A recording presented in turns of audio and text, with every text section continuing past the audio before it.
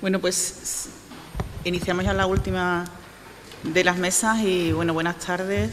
Y no solamente a los presentes, sino también a los que están viéndonos a través de Zoom en esta experiencia mixta que ya ha venido también para quedarse después de este tiempo en el que hemos utilizado y que nos ha venido también el tener, bueno, pues la experiencia virtual, ¿no?, para jornadas, para videoconferencias y para reuniones. Pero también echábamos de menos esta presencialidad y creo que este formato mixto también va a ser muy interesante utilizarlo a partir de ahora. Bueno, pues quiero también agradecer, como no, la invitación y la organización por parte de IFEJA, que también lo ha organizado conjunto con Quirón Prevención, con ITP, y que han colaborado y cuentan con el apoyo, como no, de la Junta de Andalucía, de la Diputación de Jaén, del Instituto Nacional de Seguridad y Salud en el Trabajo y de la Agencia Europea para la Seguridad y Salud en el Trabajo, además de la Universidad de Jaén. Y dar las gracias, como no, también a todas las entidades que han colaborado para que esto también sea posible y con esas microexperiencias y talleres que hemos tenido también, que han sido también tan interesantes, como FREMAP, ASEPEIO, Ibermutua, Fraternidad Moprespa, MC Mutual, Guillermo García, Desnivel a Gran Altura y la Junta de Andalucía. Y decirles también que todos los vídeos de todas las presentaciones y las ponencias después serán colgados y podrán estar a su disposición. Esta mesa es un lujo compartirla con las personas que tengo aquí y también con otra también que va a estar virtualmente con nosotros. Y bueno, el tema del que vamos a tratar se aparta un poco de lo que hemos estado hablando hasta ahora en el Congreso, porque vamos a hablar del COVID y la prevención de riesgos laborales. Cuando Manolo me planteó el tema, el alma de este congreso, y al que también agradezco especialmente su interés, su tesón y cómo lo lleva para adelante y cómo lo ha consolidado, pensaba que íbamos a hablar simplemente del pasado, de algo que ya que habría pasado hace mucho tiempo. Pero desde luego todo lo del COVID es imprevisible y ya sabemos que vuelve y siempre queda algún flecón, que ya creo que estamos pasando por este túnel. La más reciente controversia sobre el uso de la mascarilla, desde luego, no hace más que reforzar que el tema no acaba de irse de nuestras vidas. Desde luego, el COVID ha impregnado todas nuestras vidas a nivel económico, social, por supuesto, de salud, y es un tema de salud pública que ha impactado en los centros de trabajo, en las relaciones laborales y en la prevención de riesgos laborales. Es un tema que ha obligado a los empresarios no solamente a hacer frente a sus obligaciones como tales y con sus trabajadores, sino también en cuanto a titulares de centros que estaban abiertos al público o que tenían usuarios. En un primer momento, para que todo siguiera funcionando, especialmente esas actividades esenciales, como son precisamente la agricultura y toda la actividad agroalimentaria, para que los demás, que estábamos más confinados, pudiéramos seguir subsistiendo. Y después, en un segundo momento, cuando la nueva normalidad empezó a llevarse a cabo, para que, bueno, pues los trabajadores pudieran tener una acogida y unas condiciones. La prevención de riesgos laborales se ha convertido, por tanto, en algo prioritario y ha pasado al primer plano de las necesidades de las empresas y ha obligado a los técnicos de prevención, a las mutuas, a las administraciones, a todos los que estamos implicados en el mundo de la prevención, a afrontar esta situación de modo precipitado, con criterios a veces cambiantes, con una gran incertidumbre. Pero creo que el reto se ha superado, que creo que hemos conseguido que los centros de trabajo no se conviertan especialmente en focos de contagio y que tanto las medidas técnicas como las medidas de seguimiento de los contactos, las medidas preventivas de vigilancia de la salud, de los vulnerables, bueno, pues que a pesar de todas las dificultades han funcionado. Después también creo que hay que destacar el fenómeno del teletrabajo en el confinamiento, cómo se ha incrementado exponencialmente y los riesgos que lleva aparejados, que no son pocos y que también van a ser abordados. Y también, aparte del riesgo de la salud, del riesgo físico, cómo el factor emocional no debemos despreciarlo. Ya lo alertó al principio de la pandemia la propia Organización Mundial de la Salud, previendo un inmenso crecimiento de problemas de salud mental. En fin, pues creo que todos estos temas, con toda la problemática que ha acarreado y de prevención de riesgos laborales, van a ser abordados, como digo, por unos ponentes de lujo que me acompañan en esta mesa. En primer lugar, tenemos a Fernando García Benavides, que es licenciado en Medicina por la Universidad de Sevilla, doctor por la Universidad de Alicante, catedrático de Salud Pública en la Universidad Pompeu Fabra. Ha sido presidente de la Sociedad Española de Epidemiología. Desde su fundación en 2009 y hasta 2015 ha dirigido el Centro de Investigación de Salud Laboral y además es director científico del Observatorio Iberoamericano de Seguridad y Salud en el Trabajo. Y nos va a hablar precisamente de ese protagonismo de los servicios de prevención, de cómo esas medidas, antes de que llegaran las vacunas, han sido tan importantes para reducir la incidencia, y también de un estudio que se ha realizado que analiza el exceso de mortalidad en la población laboral y cómo la falta de medios precisamente provoca ese exceso de mortalidad y la incidencia que tienen. Así que, me queda, Fernando, muchas gracias. Buenas tardes y gracias, Beatriz, por la presentación y también por poner en contexto esta última mesa que sale un poco de las almazaras, pero yo he quedado maravillado cuando Antonio Berlanga nos explicaba con todo detalle todo lo que hay detrás de seguridad, de avance tecnológico, de cuidado de los trabajadores, que hay detrás del aceite que ponemos cada mañana, o al menos yo pongo cada mañana a la tostada, ¿no? Posiblemente igual sería una buena idea, no lo sé, igual que Volvo vendía sus coches relacionando la seguridad del coche con la seguridad de los trabajadores, igual podemos, además de poner imágenes de lo bonito que es el campo andaluz, especialmente Jaén y sus olivares, que también, poniendo en valor la seguridad y todo lo que se invierte y todo lo que se hace para que ese aceite llegue sin que haya sufrimiento detrás.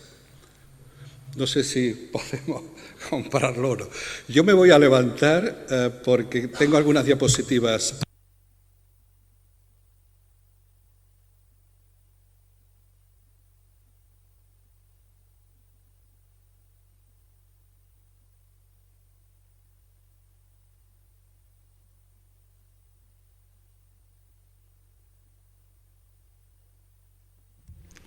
Hola, ahora.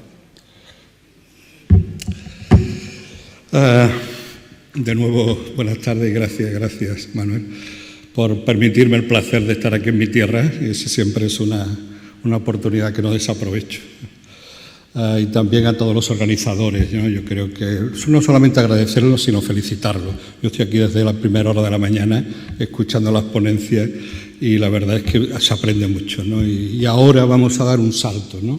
Vamos a dar un salto, como decía Beatriz, a una visión más macro, una visión desde la universidad, desde un centro de investigación, tratando de reflexionar sobre esos datos a esa distancia para que puedan ser útiles en esa práctica diaria que requiere la prevención, la seguridad y salud, ¿no? Este es el objetivo y espero que pueda contribuir, ya vosotros lo diréis, ¿no? Tenemos que ir al mapa, salir de Jaén, las 300 almazaras, es un dato que se me ha quedado grabado para utilizarlo con los estudiantes.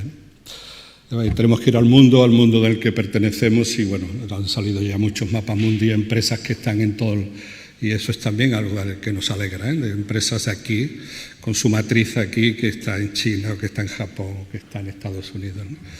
Bueno, esto es un día 27, relativamente reciente, y esto es, bueno, posiblemente una web que todos habéis visitado a lo largo de estos 2 años largos que hemos estado y que no ha acabado. Aquí no ha acabado. Todavía no podemos hablar en pasado, si me permitís, ¿no? Y esa crisis sanitaria de esos 500 millones, 6 millones oficiales de defunciones por el coronavirus, el SARS-CoV-2, por la COVID-19, pues ha generado una crisis económica y una crisis social.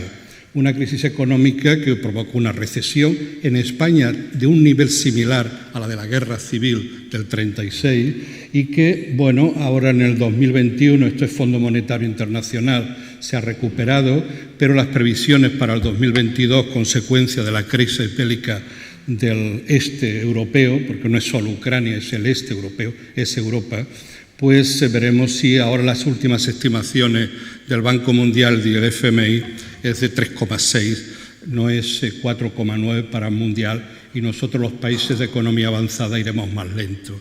Veremos en España, no está mal las previsiones, entre un 4 y un 5% veremos ese rebote. Pero junto al indicador económico, por favor, miremos el indicador social, el del empleo, que es el que nos afecta como personas. Por supuesto que este es importante, pero de acuerdo con la OIT no hemos recuperado todavía el empleo que había en el último trimestre del 2029. Y las previsiones últimas en el trimestre 4 del 2021 ha crecido, pero seguimos estando 3,6 por debajo del que había antes de la pandemia. La vacuna, no hablaré mucho de la vacuna, aunque algo sí. La estimación es que por cada 14 personas completamente vacunadas se recupera un empleo. O sea, liguemos las medidas preventivas, la vacuna es una medida preventiva, con la recuperación económica y la recuperación del empleo. Todo está asociado y creo que estos datos lo ponen en evidencia, ¿no? Esa crisis económica y esa crisis social en esos dos indicadores resumen, junto con unas fotos evidentes, Manaos, Brasil, Amazonas, la India, nos da que, bueno, no es solo el virus no se distribuye aleatoriamente, no todos tenemos la misma posibilidad de infectarnos y de padecer una enfermedad y además de morir, no es aleatorio. Por eso hablamos de sindemia, que es la interacción del virus con otras enfermedades que podemos tener crónicas. La edad aquí es una variable importante y con los determinantes sociales. El trabajo es uno de ellos, las condiciones de trabajo y las condiciones de empleo. Por lo tanto, hablemos mejor de sindemia y no solo de pandemia, porque es algo más que el virus lo que nos está afectando, ¿no? Y el exceso de mortalidad, por tanto, de esa perspectiva más holística de interacciones entre determinantes sociales y determinantes biológicos, hay que estimar, y esto es OMS, no son 5 millones como aparecía en el dashboard que mostraba al principio, sino unos 15 millones, porque hay muchas muertes que no se hubieran producido si no hubiera habido el virus y la interacción del virus con esos otros determinantes. Estamos hablando del SARS-CoV-2 y esas interacciones de la causa de muerte más importante desde la gripe del 18, que se estima que fueron 50 millones. En estos momentos está entre 15 y 18 millones las personas fallecidas. Y este es el estudio que hemos hecho desde el Observatorio Iberoamericano de Seguridad y Salud en el Trabajo, que se fundó, que se creó en diciembre del 2020, en colaboración de la Organización Iberoamericana de Seguridad Social con la Organización Internacional del Trabajo y el Instituto Nacional de Seguridad y Salud del Trabajo, y nuestro Centro de Investigación en Salud Laboral en la UPF como dirección científica de este observatorio. Y hemos medido rápidamente, muy brevemente, algunos datos a partir de ese indicador de exceso de mortalidad. ¿Cuántas defunciones se han producido en 2020 en población en edad de trabajar? Y esa es la singularidad de estos datos, entre 15 y 69 años, de acuerdo cuál es el exceso en 2020 en ese grupo de edad, comparándolo con la mortalidad que se produjo entre 2015 y 2019 antes de la pandemia. Y vemos aquí Perú, vemos aquí Bolivia, vemos aquí Colombia, España está aquí sobre todo nos afectó la mortalidad. Estos son los países que nos proporcionaron los datos solicitados desde la OIS a los institutos de estadística de cada uno de los países. Los datos globales en los países latinoamericanos, esto ya es un trabajo aceptado en una revista de la PAJO, de la OMS de América, son unas 400.000 defunciones. Y hemos utilizado un indicador para ponerlo en contexto laboral, que es los años de vida, los años potenciales de vida laboral perdidos por cada una de esas defunciones que habían ocurrido en las personas entre 15 y 69 años. Son unos 5 o 6 millones de años potenciales de vida perdidos. 13 años perdidos por cada defunción en ese grupo de edad. ¿Esto a qué nos lleva a pensar? Que el impacto económico de la pandemia en estos países, especialmente en estos países como Perú, como Bolivia, como Colombia, será mucho mayor la recuperación, porque ahí se ha perdido capital social, capital humano, que no será fácilmente reproducible. Ese impacto que en nuestro país o en los países desarrollados, los países europeos, el porcentaje de esas defunciones en ese grupo de edad activa respecto al total es solo del 15 al 10%. En estos por el envejecimiento de nuestras poblaciones. En esos países, esa mortalidad en esos grupos de edad activa representa el 30 al 40%, porque son poblaciones jóvenes. Por lo tanto, el impacto es aún mayor. Esta es la noticia que nos debe de hacer pensar que la pandemia todavía durará un tiempo, porque esas consecuencias las arrastraremos durante alguna década, y no solamente en términos económicos, sino en términos humanos. Esta es la página web del observatorio, no está activa todavía, dentro de poco estará, se lo mandaré a Manuel para que lo pueda distribuir con vosotros. La buena noticia, bueno, aquí ahora me voy a ir a un caso, el caso del Hospital del Mar, donde yo trabajo en Barcelona. para evaluar, está publicado en una revista ya hace un mes, 2 meses, esta línea continua es la incidencia de casos positivos PCR, infección, enfermedad con un PCR positivo, entre el personal sanitario del hospital, que son unos 4.500 trabajadores, desde auxiliares, enfermeras, médicos. Esto es la primera ola, los meses de marzo, abril y algo de mayo. Lo que hay detrás es la infección en la ciudad de Barcelona, porque la infección de los profesionales también depende de la infección comunitaria, y también los ingresos que se estaban produciendo de pacientes al hospital. Esto es solo personal sanitario, es la primera ola. Y esta es la misma incidencia semanal, dividido por las personas que estaban trabajando cada semana en la segunda ola, antes de que apareciera la vacuna. ¿Cuál es la incidencia en la primera ola? 0,82 por 1.000. Incidencia por 1.000 trabajadores día. ¿Cuál es la incidencia en la segunda ola? 0,39. ¿Cuál es la eficacia? ¿Cuál es la reducción entre la primera y la segunda ola antes de la vacuna? Un 50%. ¿Sabéis cuál es la efectividad de la vacuna de la gripe? Entre un 40 y un 60%. La efectividad de la vacuna, de la Pfizer, la Moderna, la que ha circulado en España, es del 80, del 90%. Pero muchas vacunas tienen una efectividad similar a la que se ha observado entre la primera y la segunda ola. Esto es una buena noticia, porque ¿qué es lo que hay detrás de esta reducción? Medidas preventivas no farmacológicas.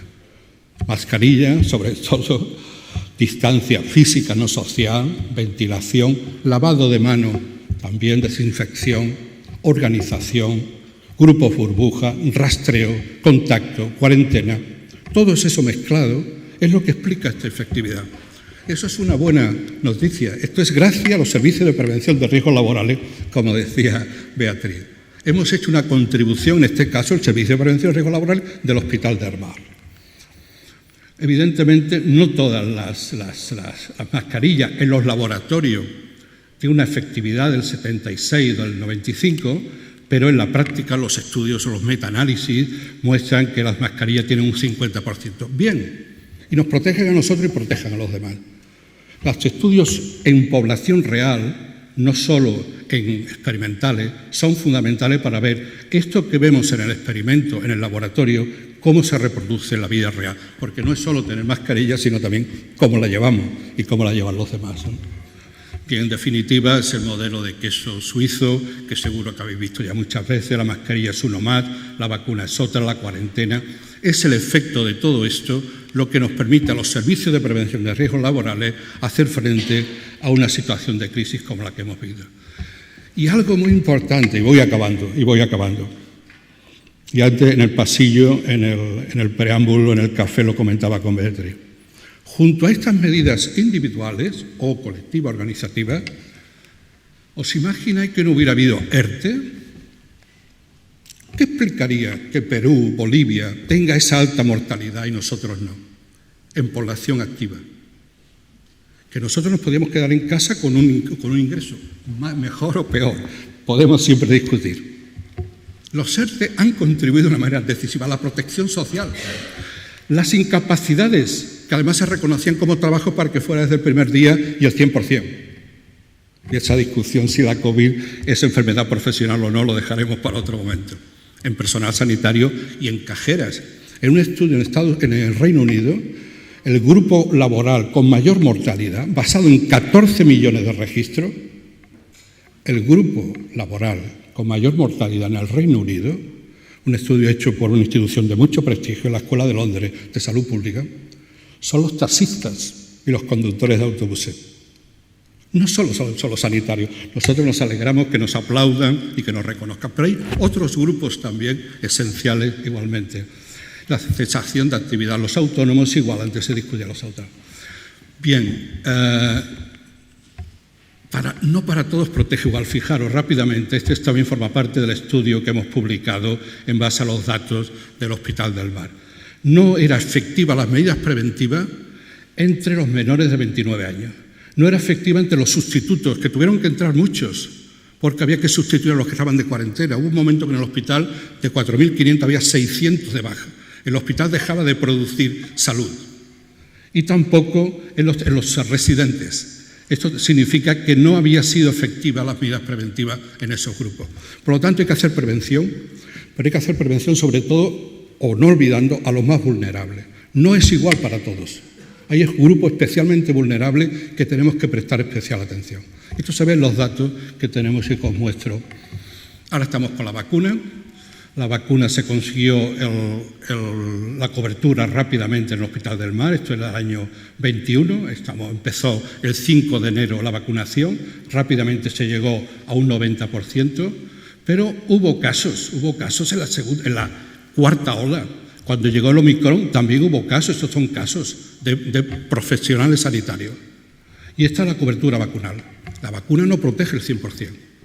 Protege un 90, un 95%, pero la vacuna tiene una cadencia y tiene un tiempo de eficacia. A los 3, 4, 5 meses empieza. Por eso la vacuna de refuerzo. Por eso seguramente nos pondremos la cuarta dosis. Pero fijaros los datos cuando se compara el riesgo acumulado en los no vacunados y en los vacunados. La vacuna protege de la infección, no solamente de los casos graves, no solamente de la mortalidad, sino también. Es verdad que hay casos de personas vacunadas con PCR positivo, pero la probabilidad de ser caso es mucho menor significativamente. Hay un test estadístico, esto es un trabajo que está todavía en la cocina, pero la diferencia entre estas dos curvas de riesgo acumulado es significativa. Y la pandemia no se ha acabado. Ya nos gustaría. Gracias, Manuel, por la porcelana mascarilla y aguantando el calor, porque es un buen ejemplo. Pero también es verdad que podemos relajarnos y no hay por qué tampoco utilizar actitudes fundamentalistas, ¿no? Yo creo que vamos poco a poco entre todos gestionando la situación.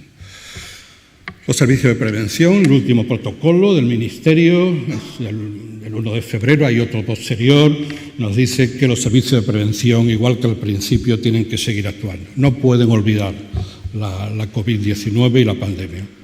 Y además, una situación que os vais a encontrar ya, y es la de los COVID persistentes, o el long COVID, más de 3 meses continúa con la sintomatología, y habrá que hacer adaptación de puestos de trabajo. Y esto lo tienen que hacer los servicios de prevención, los técnicos y los sanitarios.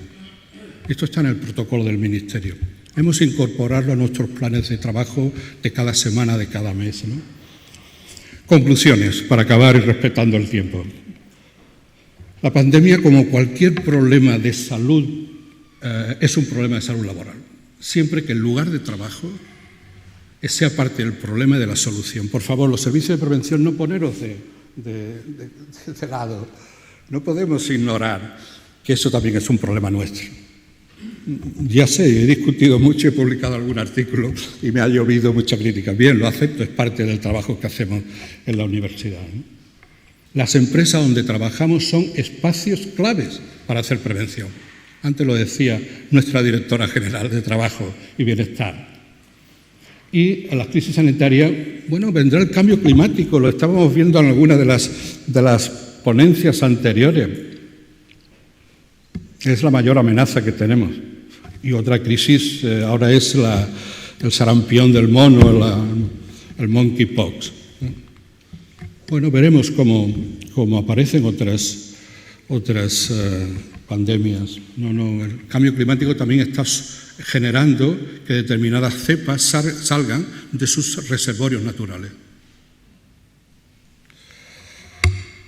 La prevención en las empresas públicas, también privadas y públicas, la prevención reduce costes en productividad e indirectos.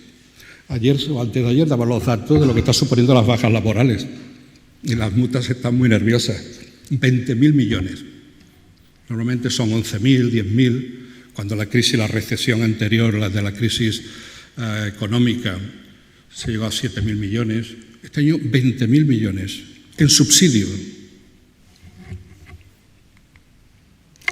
Bueno, nuestra meta yo creo que sea en el nivel micro, en el nivel meso, en el nivel macro, es contribuir a ese objetivo global de los Objetivos de Desarrollo Sostenible, de un trabajo decente y productivo.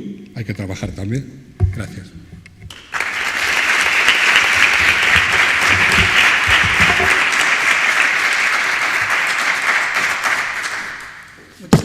Fernando. Creo que has dado cifras muy impresionantes, sobre todo porque son cifras de pérdidas de vidas humanas y del capital humano que se pierde y las pérdidas que esto ha acarreado. Y dar las gracias también por tener aquí esas medidas económicas, sociales y de escudo que han supuesto una mayor protección sanitaria y económica a la población. Ahora pasamos a nuestro ponente que está virtualmente, que es María Ángeles Villanueva, que es la directora del Instituto de Salud Pública y Laboral de Navarra. Es licenciada en Medicina y Cirugía por la Universidad de Navarra, es especialista en Medicina Familiar y Comunitaria y en Medicina Preventiva y Salud Pública. Realizó un máster de Salud Pública y es experta universitaria en Dirección y Gestión Pública y en Organización y Gestión de los Servicios Sanitarios.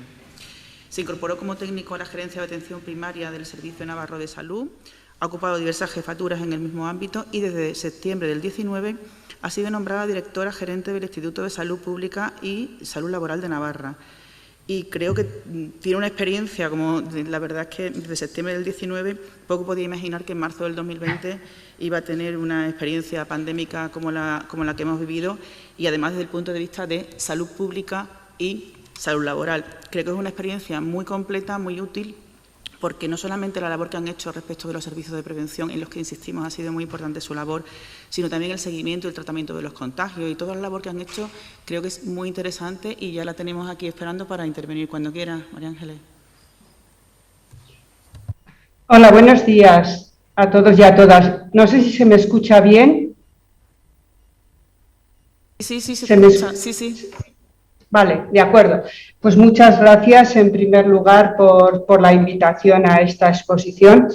Y yo lo que voy a tratar es, como directora del Instituto de Salud Pública y Laboral de Navarra, en este caso, hacer un resumen de todo lo que ha sido la actuación del Servicio de Salud Laboral integrado en este instituto a lo largo de la pandemia y en coordinación con otras estructuras de salud y otras estructuras interdepartamentales. Si luego precisan más detalles más concretos o alguien quiere conocer, también está la referencia al Servicio de Salud Laboral del Instituto para cualquier extensión de los temas. Este es nuestro organigrama, ¿no? Para que se vea, esta es la dirección de la gerencia y el instituto tiene 5 servicios, uno de los cuales es el Servicio de Salud Laboral, otro es el Servicio de Promoción de Salud Comunitaria, el Servicio de Seguridad Alimentaria y Sanidad Ambiental y el Servicio de Epidemiología y Prevención Sanitaria, que por lo que veo no está en este momento en este gráfico, pero ahí está. Entonces, este servicio de salud laboral tiene 3 secciones y cada una de ellas le ha tocado aspectos diferentes en esta pandemia. Lo que es la sección de prevención de riesgos laborales, la sección de vigilancia y salud en el trabajo y la sección de valoración clínica laboral e inspección. Voy a hacer entonces 3 capítulos en la presentación, uno dedicado a la coordinación ejecutiva de los servicios de prevención en Navarra, otro más dedicado a la vigilancia de la salud laboral, un tercero dedicado a la incapacidad temporal y una conclusión. El 15 de abril del 2020, ¿no? Hubo una orden, un decreto ley foral por el cual se nombró al Servicio de Salud Laboral, se le dio el papel de coordinador ejecutivo de todos los servicios de prevención en Navarra, tanto propios como ajenos en relación con el COVID. Y también se dijo que las empresas y las personas que desarrollaran trabajo autónomo y que no dispusieran de estos servicios de prevención contarían con el asesoramiento del personal técnico del propio Servicio de Salud Laboral y de las mutuas colaboradoras de la Seguridad Social. Entonces, en este sentido, el Servicio de Salud Laboral se puso en contacto con todos los servicios de prevención para que le remitieran tanto los recursos humanos con los que contaban como las empresas que tenían controladas, ¿no? También a nivel de servicio técnico y bien a nivel de servicio asistencial. En ese sentido, lo que se hizo sobre todo en este periodo justo pasada la primera ola, fue el acompañamiento a los trabajadores y las trabajadoras de las empresas y a las propias empresas que de manera progresiva iban incorporando la actividad laboral. y sobre todo, como veis aquí, esto es todo lo publicado, cómo por los distintos sectores se iban haciendo recomendaciones específicas para cada uno de ellos, ¿no? Fundamentales fueron pues, lo que son las recomendaciones preventivas frente al COVID en el sector industrial, en el sector de la construcción y luego también a nivel de sectores de servicios, por ejemplo, lavanderías industriales, sectores de peluquería y centros de estética. Estos son modelos. Luego todo lo que fue la administración local, el gobierno de Navarra, ¿no? Infografías para que en las empresas y en los establecimientos se pudiera colocar y todos los trabajadores y trabajadoras y también las personas que accedían pudieran ver cuáles eran las medidas preventivas, ¿no?, más específicas que ahí competían. Y en ese sentido pues se hizo también labor de distribución de material, de recepción y distribución de mascarillas higiénicas procedentes del Ministerio a las pymes y a los autónomos, folletos, carteles de los equipos de protección individual, trípticos para el pequeño comercio, donaciones de EPIs también en su momento y también a través de las redes sociales pues todo lo que fue oferta de asesoramiento del servicio en materia de prevención de riesgos laborales, recomendaciones en reaperturas de peluquerías y otros servicios, etcétera. Toda esta labor de información y de difusión de lo que eran como, ¿no?, las medidas preventivas a mantener en cada uno de los espacios. También se hicieron visitas a empresas para apoyar lo que eran las medidas preventivas establecidas por el Instituto y las específicas que cada empresa pudiera mantener, ¿no?, en lo que es toda la parte pues, de equipos de protección individual, de organización del trabajo, distancia entre espacios de trabajo, las áreas del comedor y de las áreas de ocio que resultaron, ¿no?, pues han resultado muy importantes a lo largo de la pandemia, todo lo que es el tema de la ventilación, higiene de manos. Hay que tener en cuenta que estábamos hace 2 años, en abril del 2020, y que desde luego la situación era muy diferente a la de ahora, que no teníamos la vacuna, como ha expresado muy bien Fernando Benavides, y que la gente, y también los trabajadores, ¿no?, o sea, los trabajadores de nuestro propio servicio de salud laboral tenían también mucha incertidumbre y mucho miedo, igual que muchos otros sectores, a visitar, ¿no?, todo lo que eran estos espacios, ¿no?, y a salir un poco de la zona pues más habitual de trabajo. En este sentido, estas fueron las visitas del programa de comprobación de condiciones frente a COVID en centros de todas las actividades económicas por parte del Servicio de Salud Laboral. En total, en el año 2020 y dividido por sectores se hicieron 824 visitas. En el año 2021 se hicieron 167 visitas. Y por otra parte también hubo las visitas realizadas por los servicios de prevención de riesgos laborales en el marco de la coordinación ejecutiva, ¿no?, que en el año 2020 entre todos los servicios de prevención de riesgos visitaron 845 empresas también. Además, a lo largo de esta pandemia se puso en marcha un sistema de vigilancia en salud laboral que partía en la sección de vigilancia del trabajo.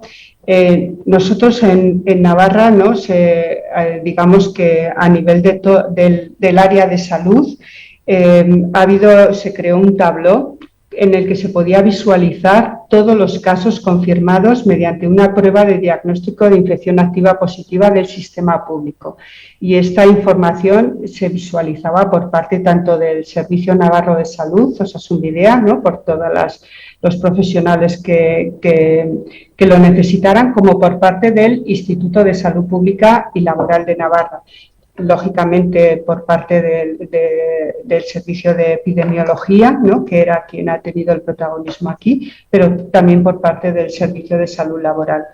Por otra parte, a la sección de enfermedades transmisibles del Instituto, los laboratorios privados le pasaban diariamente todas las pruebas de diagnóstico de infección activa positiva que diagnosticaran. Y la sección de vigilancia de la salud en el trabajo lo que hacía era acceder diariamente a todos estos casos confirmados, seleccionar aquellos con una edad entre 16 y 70 años y cruzarlos con la base de datos de personas trabajadoras de Navarra aportadas por la Seguridad Social, de manera que se podía identificar, ¿no?, a cada persona que era una trabajadora activa en ese momento. Una vez que se hacía este cruce, ¿no?, digamos que para caso confirmado se veía la fecha de diagnóstico, los datos de identificación personal, los datos de la empresa donde desarrollaba su actividad, el CNAE de la empresa. Si era contratado por una ETT, se le solicitaba mediante llamada telefónica a la empresa donde hacía su actividad laboral y también los datos del Servicio de Prevención de Riesgos Laborales con quien la empresa tenía contratada la vigilancia de la salud de los y las trabajadores.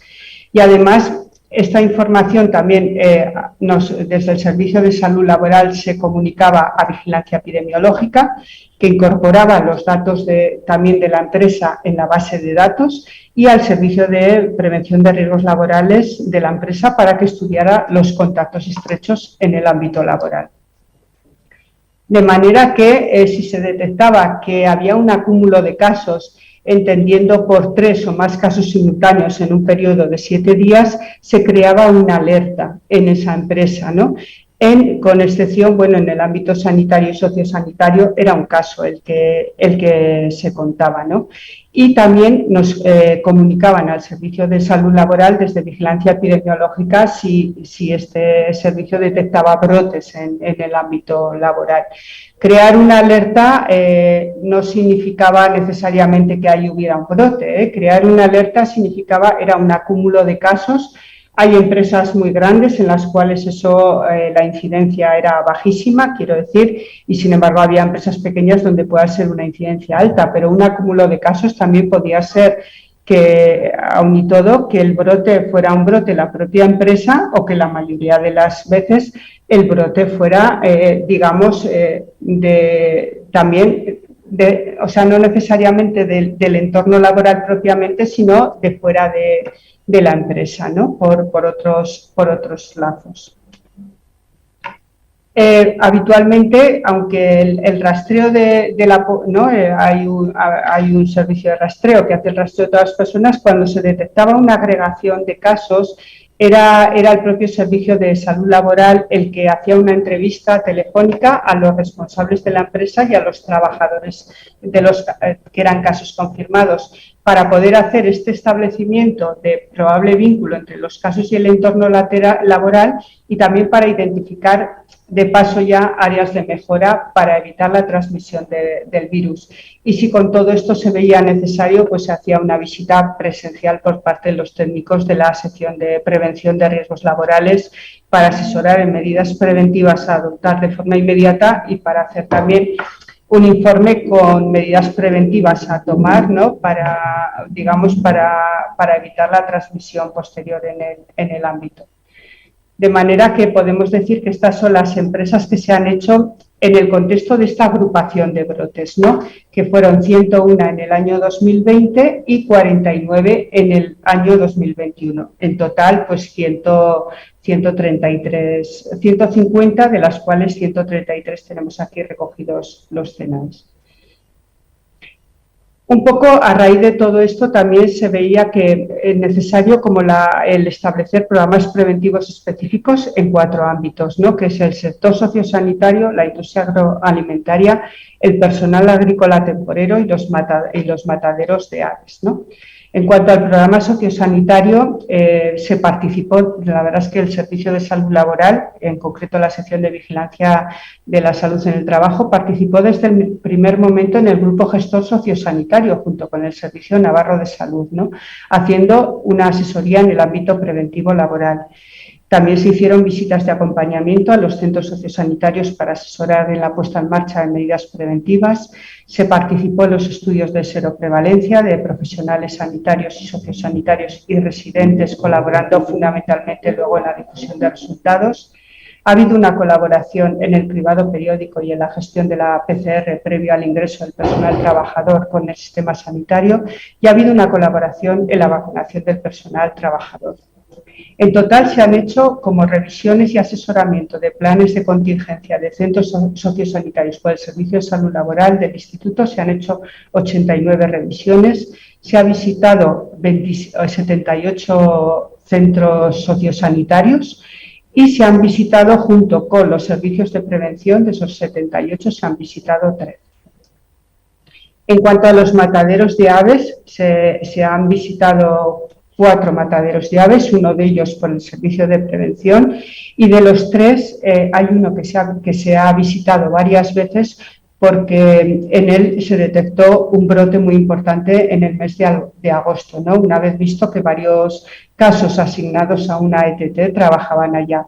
Se realizó un cribado general de los trabajadores, y de los 492 trabajadores que fueron cribados, 192 fueron positivos, un 39% de positividad, con lo que se hizo una primera visita con los técnicos de epidemiología, de seguridad alimentaria y de salud laboral, y después ya la empresa se comprometió con un plan de mejora de medidas preventivas y ya se realizaron varias visitas en función de lo que acordaban el Servicio de Salud Laboral y el Servicio de Prevención de Riesgos Laborales en el Trabajo. La verdad es que hay que decir que hubo muy buena disposición de la empresa para garantizar unas condiciones de trabajo más seguras frente a COVID, y no ha vuelto a haber más brotes en este sentido. Y luego, con el programa de los temporeros, pues también se puso en marcha una actuación interdepartamental con el Departamento de Agricultura y con el Departamento de Políticas Migratorias, con los agentes socioeconómicos, es decir, con todas las asociaciones agrarias, y también con las cooperativas y también con las entidades locales, es decir, con la Federación Navarra de Municipios y Concejos y con los ayuntamientos. Y también fue importante una resolución del Director General de Salud que se hizo en agosto del 2020, que fue de definir una declaración responsable que toda la parte contratante que contrataba este tipo de personas estaba obligada a realizar, la realización de pruebas de PCR a la llegada y ante síntomas, proporcionando un CIGNA, es decir, el número que nos identifica a cada uno en el Servicio Navarro de Salud, asegurar también un aislamiento de los casos confirmados y de la cuarentena, el material de protección y medidas preventivas y la colaboración de entidades locales para supervisar las condiciones de vivienda. Todo esto estaba contemplado en esta resolución que se dictó en agosto del 2020. Además, se realizaron los documentos pertinentes para las recomendaciones preventivas para empleadores y servicios de prevención, y también para las orientaciones al personal temporero de las explotaciones, además de las infografías traducidas a varios idiomas. Esto era la declaración responsable que todas las partes contratantes que fueran a contratar personal temporal desplazado de otros sitios para las campañas agrícolas tenían que realizar. Y esto nos permitía tener identificado a todos los trabajadores temporeros que estaban en cada uno de los sitios donde estaban. La verdad es que no es un trabajo fácil, ¿no?, por las propias condiciones de trabajo, pero sí que creemos que esta es una herramienta que ha sido muy importante para el trabajo en este sentido. Ya vemos lo que son las recomendaciones preventivas para las explotaciones agrícolas que vayan a contratar a personal, y también para el propio personal, ¿no? Y por último, ya el tercer capítulo, que es el de la incapacidad temporal, en lo que tiene que ver con la gestión de bajas y altas en colaboración con la atención primaria, que la ha desarrollado sobre todo la inspección de la inspección clínico-laboral, y ya desde el principio y siempre se han hecho las incapacidades temporales por contacto estrecho de la población trabajadora navarra en toda la pandemia. Y también el estudio de los y las trabajadores especialmente sensibles y la decisión de incapacidad temporal cuando estaba indicado. Fue muy llamativa la sexta onda por la incidencia tan alta, ¿no?, que hubo de casos que afectaban además a población trabajadora, lo cual llevó a una sobrecarga tremenda de la atención primaria, y también llevó a que nos tuviéramos que plantear el realizar desde aquí estas incapacidades temporales que suponían 7 días de aislamiento para cada caso confirmado de coronavirus, y que supuso el realizar 48.744 incapacidades temporales por parte del Servicio de Salud Laboral en este periodo de 4 meses, ¿no? Que afectó al 17,13% de las personas trabajadoras que tenemos en Navarra.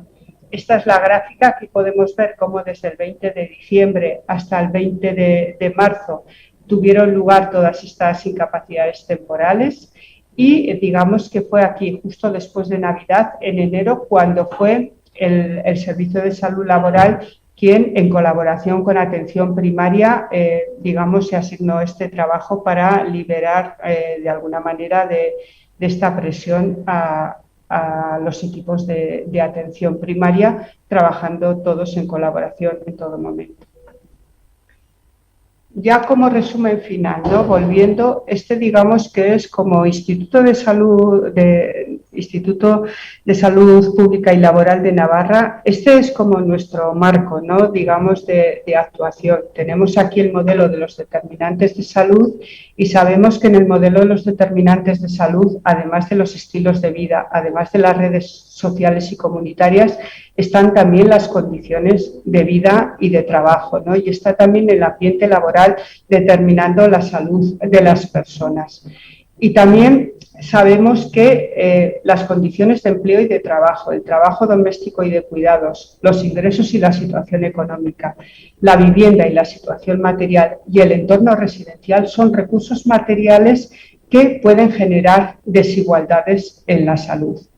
En este sentido, hay un artículo que publicó el Servicio de Salud Laboral en Archivos de Prevención de incidencia de casos COVID-19 en población laboral según actividad económica en Navarra entre mayo y diciembre del 2020, que nos dice efectivamente que no todas las personas y no todos los trabajadores tienen la misma, ¿no? Han tenido la misma y tienen, porque la pandemia todavía continúa, efectivamente tienen la misma, digamos, posibilidad de enfermar, ¿no? De manera que en esta tabla, ¿no?, se intenta reflejar, digamos, cómo hay algunos CENAES, algunos sectores que han tenido un percentil de incidencia superior a lo que es el percentil 75 de Navarra. Y estos son, pues, el CENAE 10 de Industria de la Alimentación, el CENAE 97 de Empleados de Personal Doméstico, el CENAE 87 de Asistencia en Establecimientos Residenciales, el CENAE 56 de Servicios de Comidas y Bebidas, que han afectado tanto a hombres como a mujeres. Luego, hay algunos otros que afectan fundamentalmente a mujeres. Y luego hay algunos otros que afectan fundamentalmente a hombres. Por eso la importancia también de hacer esta distribución por sexos, ¿no? En conjunto, lo que se vio en este artículo fue que las mujeres y las actividades de servicios, la industria alimentaria y la construcción, caracterizadas por una precariedad de la contratación, por una presencia de personas inmigrantes y probablemente por peores condiciones de vida, han presentado en este periodo mayor riesgo de enfermedad por COVID. Y vemos que la desigualdad sociolaboral de la COVID requiere también una aproximación integrada tanto desde la salud pública como desde la salud laboral. Y ya como conclusión final, vemos que abordar la salud laboral desde la salud pública con una perspectiva también poblacional y epidemiológica nos permite darle, ¿no?, también un enfoque desde los determinantes de salud. Muchas gracias.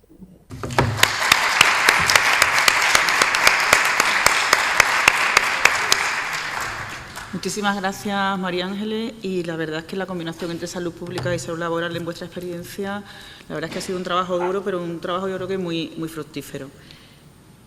Continuamos con el siguiente ponente, que es Cristóbal Molina Navarrete, que es catedrático de Derecho del Trabajo y de la Seguridad Social de la Universidad de Jaén, doctor en Derecho por la Universidad de Bolonia, director del Laboratorio Observatorio de Riesgos Psicosociales de Andalucía, del Instituto Andaluz de Prevención de Riesgos Laborales, es director de la Revista de Estudios Financieros, es miembro de número de la Academia Brasileña de Derecho del Trabajo y del Grupo de Trabajo sobre Violencia y Acoso en el Trabajo y consejero del Consejo Económico y Social de España entre los años 2018 y 2020. Bueno, iba a abordar lo que es su especialidad, que son los riesgos psicosociales, también en relación con el contexto que tenemos.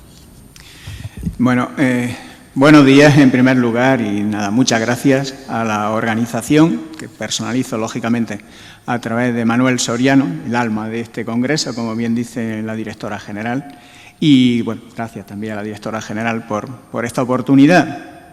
ella tiene mucha responsabilidad en el laboratorio y, por tanto, pues doble agradecimiento. Bueno, vamos a ver, yo no me parezco nada a Tom Cruise, pero mi misión es casi imposible, ¿no? Porque yo querría hablarles a ustedes de qué tiene que ver la COVID-19 con la política agraria común para mejorar el bienestar en el trabajo en el sector agrario y en el sector agroalimentario, y hacerlo en 4 minutos, porque en teoría a las 2 hay que terminar, ¿no? Bueno, apelaré a la generosidad de la moderadora, de la presidenta de esta mesa y de la directora general, pero no le voy a complicar la vida, ni tampoco se la voy a complicar a ustedes. Por tanto, en 8 o 10 minutos terminaré. Vamos a ver.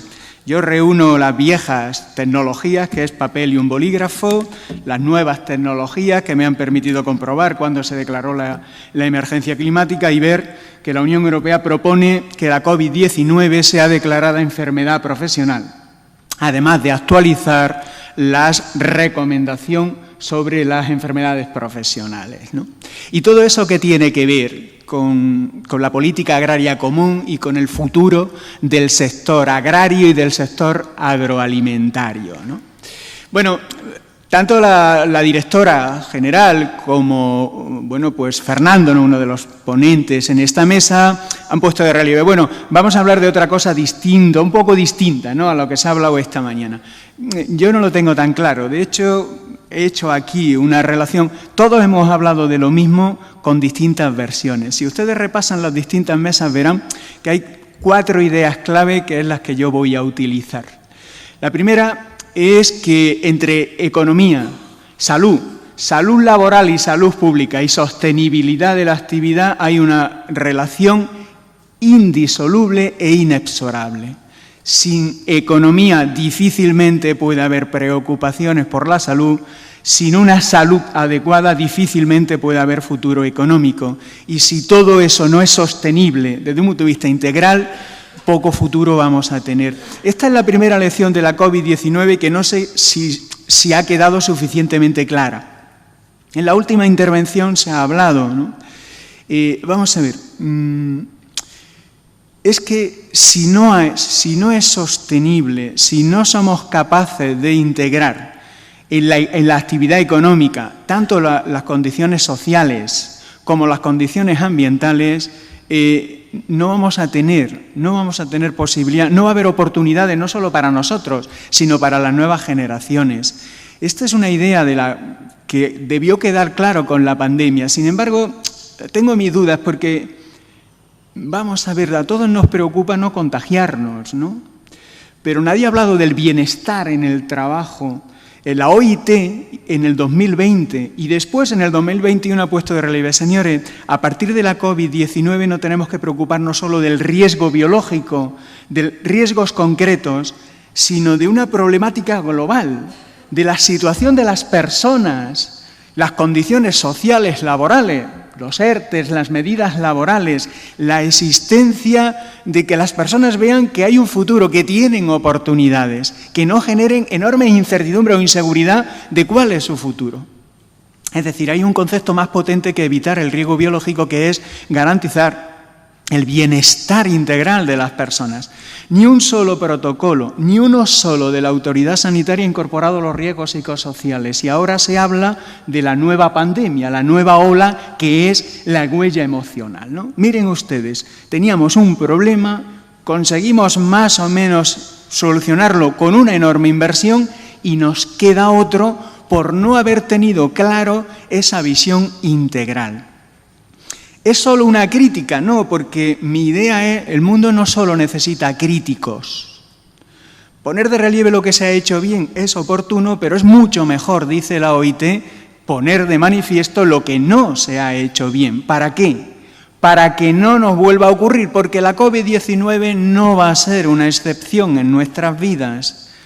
Y está muy vinculado con una emergencia que ya se declaró antes, la emergencia climática. El Parlamento Europeo en el año 2019 dijo, señores, vivimos en una emergencia climática que va a exigir cambios importantes. Luego, lamentablemente, vino la emergencia pandémica y se olvidó. Y ahora emerge, ahora que ya hemos eliminado la gran problematicidad, lo más urgente, emerge lo más importante y es un cambio de más época, de más intensidad. ¿Qué tiene que ver eso? Les digo porque voy a ir terminando. ¿Qué tiene que ver esas dos cosas con nuestro sector? Con el sector más importante, uno de los más importantes, junto al turismo de Andalucía y desde luego de donde estamos, de Jaén, ¿no?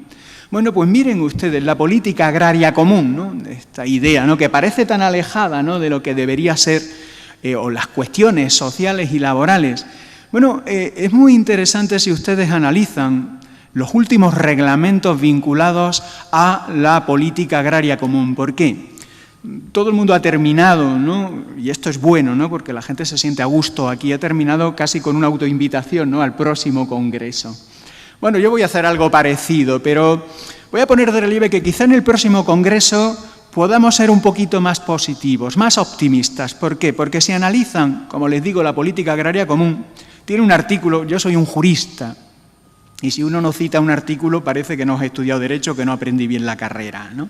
Hay un artículo muy interesante, el reglamento del año 2021, que da igual, en relación a los planes estratégicos de la política agraria común, el 14, y otro mucho más interesante para la mayor parte de lo que están ustedes, el artículo 15.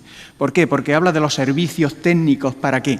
Para la condicionalidad social. Miren ustedes, si echan un repaso de la idea de la política agraria común y lo que nos piden dos cosas fundamentales: que cuidemos del agro como medio ambiente y que cuidemos del bienestar animal.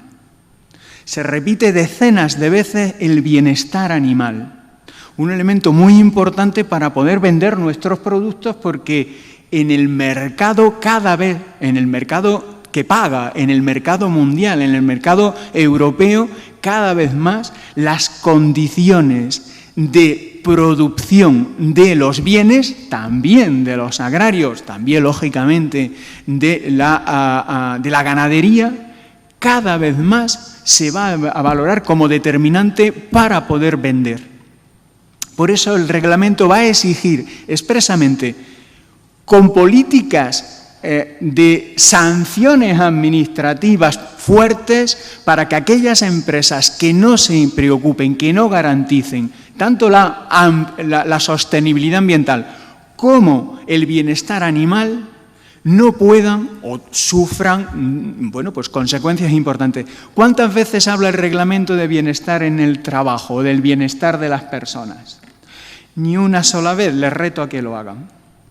El reglamento en materia de política agraria y de nuevos planes estratégicos habla decenas de veces del bienestar animal y no habla ni una sola vez, ni una, del bienestar de las personas en el trabajo. Ahora bien, sí habla, y bastantes veces, de que los Estados miembros deberán, no podrán, deberán establecer unos planes en los que la condicionalidad social, y ahí habla expresamente de la seguridad y salud en el trabajo, sea un elemento determinante a la hora de determinar las ayudas y también establecer sanciones en casos en los que no se respete. Y termino. Creo que hay una idea fundamental que ha puesto de relieve, o dos, la COVID-19. Primero, esa interacción que le he dicho entre economía, salud integral y sostenibilidad. Dos, ese camino debe recorrerse a través de las tecnologías. Este es un elemento importante, lo menciona muchas veces esa normativa. Innovación, innovación, innovación. En todas las mesas ha aparecido la innovación, pero la innovación más para la economía, para la actividad, que para el bienestar de las personas trabajadoras. Por ejemplo, me ha resultado muy interesante, ¿no?, una de las últimas ponencias, o de las últimas intervenciones en la mesa anterior, sobre los drones. Los drones, claro, el trabajo en el campo parece que es algo que no tiene que ver con la tecnología, pero si ustedes tienen curiosidad y se mueven en las redes sociales, verán que hay youtubers famosísimos agrarios. Hay personas trabajadoras en el campo que tienen millones de seguidores. Es una cosa curiosa. Cómo agricultores son influencers. ¿A través de qué? De su actividad vinculada a las redes sociales. Una de las soluciones a la COVID fue las nuevas tecnologías, el teletrabajo. El teletrabajo no es más que la proyección de la innovación tecnológica. Ahora, en el ámbito rural en el que nos movemos, de hecho, el reglamento de la PAC, de los planes estratégicos para la nueva política agraria común, habla varias veces de la necesidad de la digitalización, pero además pone de relieve que en el campo, en el desarrollo rural, no se debe hablar solo del trabajo agrario, sino de otras actividades que garanticen oportunidades de empleo. ¿Eso qué significa? Eso significa que a través de la condicionalidad social, de preocuparse de verdad del bienestar en el trabajo, como estoy diciendo, se puede crear una serie de oportunidades de empleo, de desarrollo, de bienestar, por supuesto animal, pero también de las personas humanas, que creo que deben seguir ocupando el centro de nuestras políticas, que puede ofrecer un nuevo horizonte, una nueva dimensión de esta triada, ¿no? La idea de que vamos a tener nuevas amenazas, no lo duden, vamos a tener nuevas amenazas como la pandemia de COVID-19 o incluso peores, pero eso no nos debe asustar porque en el lenguaje latino la crisis siempre es algo miedoso, amenazante, horrible. En las lenguas nórdicas es más oportunidad, una idea ya establecida o que puso de relieve Einstein.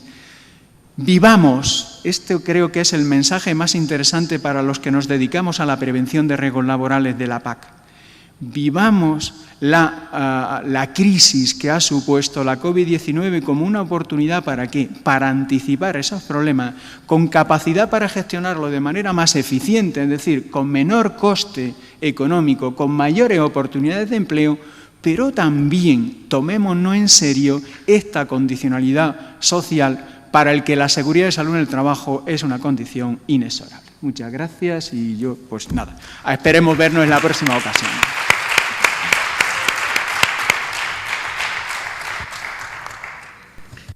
Bueno, pues muchísimas gracias, Cristóbal. Y bueno, yo voy a terminar y como soy también de la casa, en cuanto me aviséis que viene yo, entonces abrevio, ¿no? Abrevio, sí, sí. Bueno, yo simplemente iba a contarle, bueno, que como en el caso Navarro también hemos hecho algunas cosas, lógicamente, con la COVID, con guías para el teletrabajo, guías para los temporeros, curiosamente también en agosto, con campaña de sensibilización. Pero de lo que quería hacer quizás solamente un esbozo es hablar de una encuesta que hemos hecho en el seno del Instituto Andaluz de Prevención de Riesgos Laborales, en el que colaboran en la parte de investigación tanto Juan Carlos como Cristóbal, en la parte de transferencia, en la parte de encuestar, de saber qué es lo que está pasando para después utilizar ese conocimiento de forma práctica para que nos sirva a adoptar decisiones y adoptar políticas en un futuro. Y entonces, en este caso queríamos saber, junto con los agentes económicos y sociales que forman parte también del Instituto, qué ha pasado con la gestión del COVID, qué ha funcionado, qué no ha funcionado y qué es lo que debemos hacer. Porque, como ya se ha mencionado, debemos estar preparados, como también dice la Estrategia Europea de Seguridad y Salud en el Trabajo, porque va a haber amenazas futuras y amenazas crisis sanitarias en el futuro. Con el objetivo, por tanto, de identificar las necesidades de apoyo que podían tener todos los implicados en el mundo laboral, pero con unos objetivos específicos que eran conocer en qué les había impactado especialmente a cada uno de los agentes laborales, qué preocupaciones tenían en cuanto a la gestión de la pandemia, qué grado de satisfacción podían tener en cuanto a la protección que se había ejercido respecto de ellos frente a los contagios y qué necesidades podían tener en un futuro. Le hemos preguntado a empresarios, a delegados de prevención, a trabajadores y a servicios de prevención, que son también grandes protagonistas en ese sentido. Mediante un muestreo de conveniencia, es decir, no aleatorio, sino en función de la disponibilidad, del acceso que tenían a esa encuesta. La distribución por parte de los agentes sociales era fundamental en este aspecto. También respecto de los servicios de prevención a través del propio instituto. Una encuesta sencilla, rápida, concisa, de 5 minutos para saber pulsar la opinión y que no cansara a la gente. Y mediante una complementación online o telefónica, en el caso de los trabajadores, mediante una muestra de 200 trabajadores por cada una de las oleadas, porque hemos hecho 3 oleadas, en enero, marzo y junio del 2021, cuando ya se había pasado quizás la época del confinamiento, pero seguíamos teniendo un estado de alarma y también estábamos sometidos a restricciones. Ya empezaba la vacuna, pero todavía vivíamos esa época de incertidumbre, aunque quizá ya más suavizada. La mayor participación ha sido por parte de los delegados de prevención, mayoritariamente, por esa distribución quizás mayor que han realizado los agentes sociales, después los trabajadores, los servicios de prevención y, finalmente, los empresarios. Con una mayor participación de empresas de empresas en el sector servicios. Un 86,3% de las empresas eran relativas al sector servicios. Y después tenemos la industria, la agricultura y, finalmente, la construcción como sectores de actividad de las empresas implicadas. Mayor participación, asimismo, también de empresas grandes, también quizá por esa participación mayoritaria de los delegados de prevención.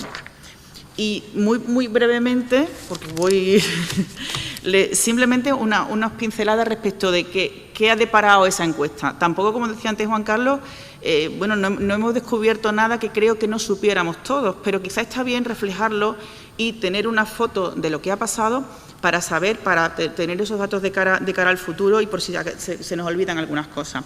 Para los trabajadores, fundamentalmente, el mayor impacto ha sido los ERTE, la suspensión o la reducción de la actividad, que es algo que también hemos referido todos. Y también el teletrabajo, el impacto que ha supuesto en sus vidas en la implementación del trabajo por primera vez o el mayor tiempo de teletrabajo. Ha sido el mayor de los impactos referidos, que se repite, como no, también en los delegados de prevención. El tiempo de trabajo, la reducción de las jornadas o los ERTE o también el teletrabajo por primera vez. Por supuesto, los empresarios, no podía ser de otro modo, también reflejan esa misma preocupación. Entre otras, bueno, ahí se listan muchas que pueden ser objeto de análisis en las 3 oleadas, pero bueno, por resumir un poco. La reducción de la actividad también ha sido un impacto para los empresarios porque, como todos sabemos, España se paralizó, pero ha ido descendiendo esa preocupación, lógicamente, a lo largo de las diversas oleadas. Y también la preocupación por establecer estrategias para el teletrabajo, si podía implementarse en sus empresas y los medios para facilitar ese teletrabajo a sus trabajadores.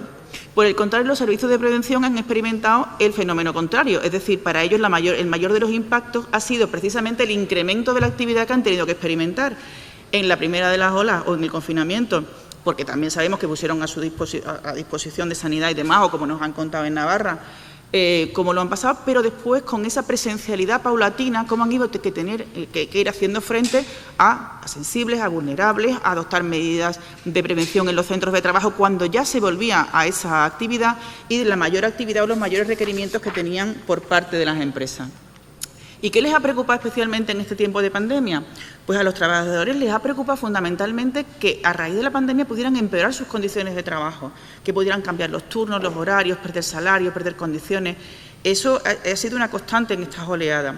A los delegados de prevención, sin embargo, la mayor de sus preocupaciones estaba centrada en la salud de los compañeros, en la salud física y en la salud emocional. La salud emocional es algo que, como se ha dicho antes, es quizá algo en lo que no se repara lo suficiente, porque la salud física, digamos, teníamos medios para poder ir solventando, más o menos se ha visto la luz, pero la salud emocional es algo en lo que hay que reparar y que caer, porque ha ido causando estragos no solamente en la gente que ha estado en primera línea, que esa gente, por supuesto, sino también en aquella gente con gran incertidumbre por su trabajo, por su vida, por su futuro y por la incertidumbre que en el fondo hemos pasado todos. También, por supuesto, les preocupaba que se empeoraran las condiciones de trabajo o las expectativas de futuro de sus compañeros y de la empresa, aunque con un creciente optimismo a medida que pasaban las oleadas. Los empresarios, como no, estaban preocupados también por sus expectativas de futuro, por la rentabilidad de la empresa, por si íbamos a remontar de algún modo. Y, bueno, eso ha ido mejorando sucesivamente, aunque ahora, si hiciéramos la encuesta en este momento, son otras las preocupaciones que también, por desgracia, les acosan. Y también el trabajo, el incremento de trabajo, la gestión ingente que ha supuesto la pandemia en cuanto a las incapacidades temporales, los confinamientos, las medidas de flexibilidad, ha supuesto un trabajo y un factor añadido para las empresas. Los servicios de prevención también están muy preocupados por la salud general y emocional de los trabajadores, por el incremento de riesgos laborales que se experimentan en las empresas y también por el detrimento de actividades preventivas en otras áreas de las empresas, porque han tenido que focalizarse, lógicamente, en esta contingencia. Después, la satisfacción, es curioso como también hay cierta coincidencia en todos los actores implicados. Y es algo también en lo que creo que como prevencionista hay que centrarse, y es que en esta ocasión todo el mundo sabía o todo el mundo tenía información y se facilitaba información suficiente sobre a qué nos estábamos exponiendo. Cuando esa información fluye, cuando la gente es consciente de a qué riesgo se expone, cuando conoce las medidas de prevención y cuando las aplica, las medidas funcionan y la gente se siente segura.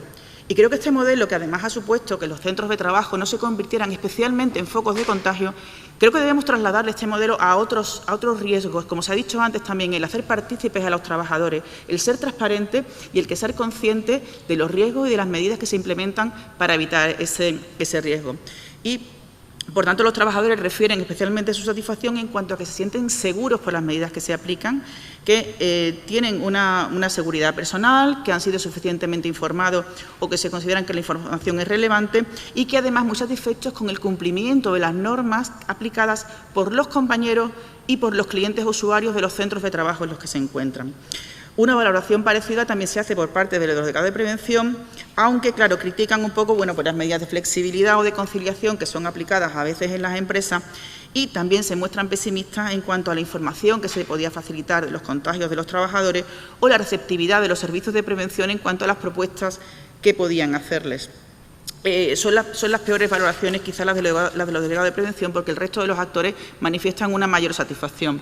Así, por ejemplo, los empresarios también están muy satisfechos con haber, de alguna forma, adoptado medidas suficientes para prevenir los contagios en las empresas con el cumplimiento de las normas y también con la identificación de los contagios y de los trabajadores que debían ser confinados o las medidas de flexibilidad y de conciliación.